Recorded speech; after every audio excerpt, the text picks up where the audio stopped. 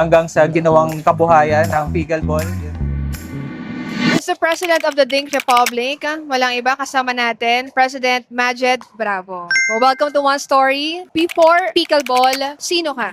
Actually, ang day job ko kasi is I am a area manager of a life insurance company dito sa Philippines. And 5 years ago, yun po talaga yun ang ginagawa na sa insurance industry kayo. Yes. Well, actually, until right now, na-invite lang dito sa pickleball. Then, yun na, naglaro, nasubukan, then na-addict hanggang sa wala kaming malaruan. Kami ni na Chad, some of our friends, we started with the question, why not magtayo ng sarili naming paglalaro? Naalala nyo ba before yung first time nyo humawak ng paddle? How's the experience? I remember it was at SM pa. It's tiled floor. Actually, makeup lang yung lines na ginawa nila. And then, yung sister ko talaga kasi yung into tennis, pickleball. Then, kasama niya sa tennis si Chad. I remember, naka-corporate attire pa ako noon. It was after office. I tried humawak ng paddle, sinubukan. Although may table tennis background na kasi ako before.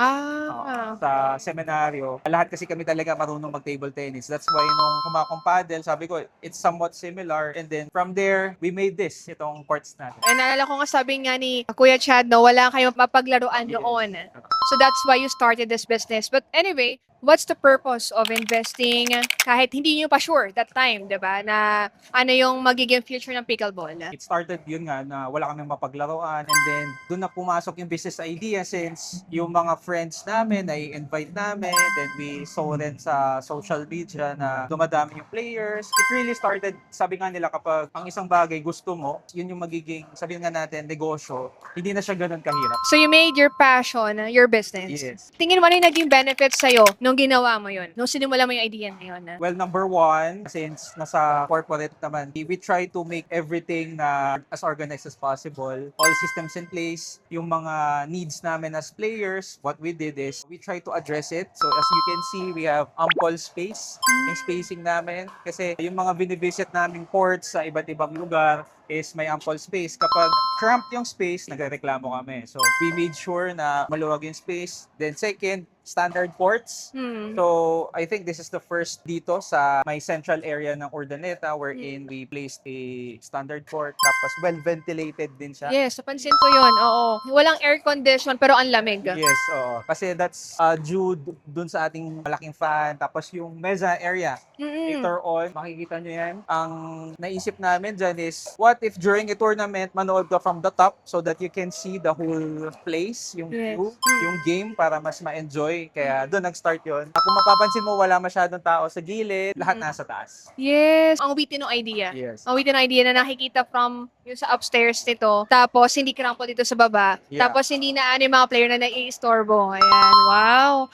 So ikaw nag-isip nun. It's a joint effort since marami kami. We're actually a group of friends and yun nga, ano yung mga common na nirereklamo natin as players. So we try to address then in-incorporate namin. Kasi this is not a converted warehouse. So if I may add lang, this was built from the ground up. So we are glad din sa aming contractor. Sobrang welcoming sa mga ideas. Tapos if you can see, meron pa tayong mga louvers dyan eh. Kapag araw yan, humihigop siya ng cold air.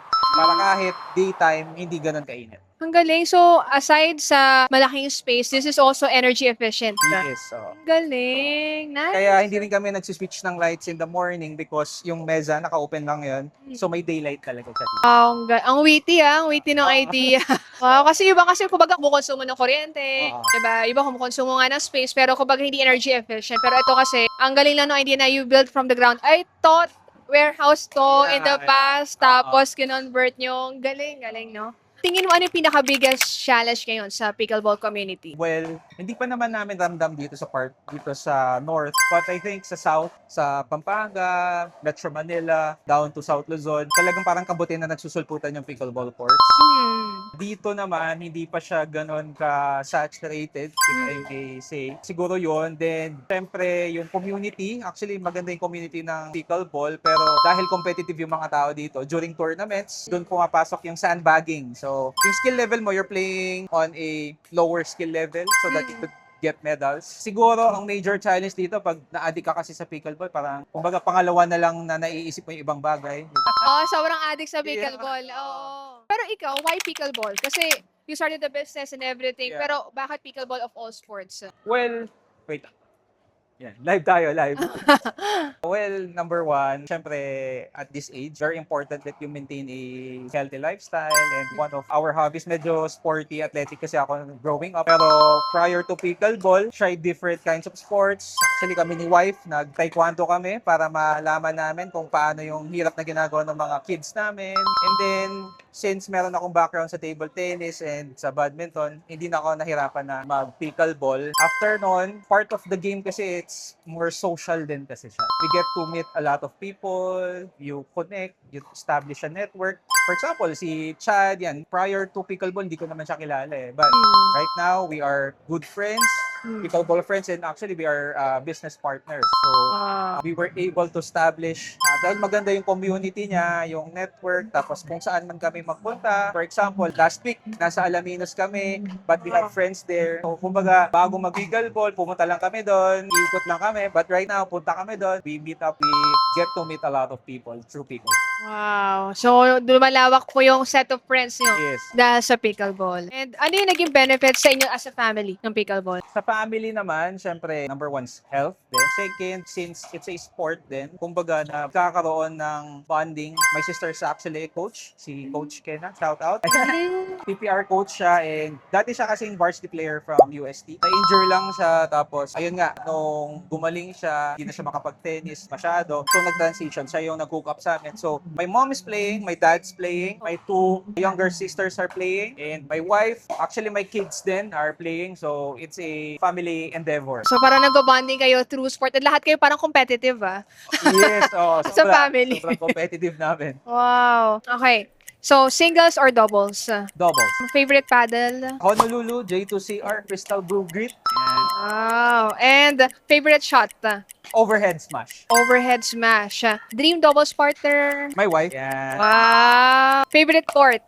Court, dito sa court namin, particular court number 3. Yan yung challenge court namin. Think Republic, court number 3. Oh, pagpupunta kayo dito, Ayan. Ano yung pangarap mo para sa pickleball dito sa Pangasinan? Well, nakita namin talaga na sobrang ganda ng community. Ang pangarap namin is actually, I think it's coming into fruition yung pangarap namin. Ako in particular is magkaroon ng parang liga per clubs, magsasama-sama, and then magkaroon ng healthy competition while maintaining yung camaraderie. Kasi maganda kasi sa pickleball is hindi ka lang naglalaro. Kasi biruin mo, 5 oras ka nasa court. Kung tataka ka kung hindi ka from pickleball, anong ginagawa nila? Well, there are socials in between. We eat together. Kung minsan nga nagluluto kami sa taas, kanya-kanya kaming potluck. So, magpatuloy yung ganong sense of family, yung community. And yan, magkaroon ng league dito sa Pangasinan. Hopefully, fingers crossed. Yeah. Wow. Kaya natin na. Let's pray. I mean, siguro na ginagawa na niluluto na Yes. siguro. Oo. Kaya pala. Kung meron kang isang advice sa mga tao na nanonood na gusto mag-start ang pickleball journey nila, anong advice mo sa kanila? Kung mag-start ka ng pickleball, ang una mong gagawin, magbihis at pumunta. Huwag mo nang pag-isipan.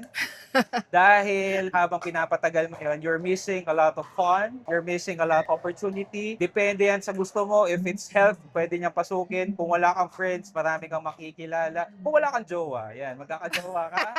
Of course. And kung gusto mo rin inegosyo, why not? So, pumunta sa nearest court mo. Marami naman nagpaparent ng paddles and bola. And kahit mag-isa mo lang, you're gonna meet a lot of people. Kung yung buong pickleball journey mo maalala sa isang kwento, ano yung one story mo? Well, siguro yung sinubukan, di ba? Na-try hanggang sa padalas, hanggang sa na-addict, hanggang sa ginawang kabuhayan ng pickleball. And that's one story. Thank you so much, Thank you, President Majed. Yes. Ayan, for inviting us here. Napakaganda ng facility nyo, ng Thank you. court ninyo. And hopefully marami ding mga ma-inspire kagaya mo to turn their passion into a business that can also contribute to the whole community. Yes. Thank you for making a difference. Thank Thank you. you. Salamat po.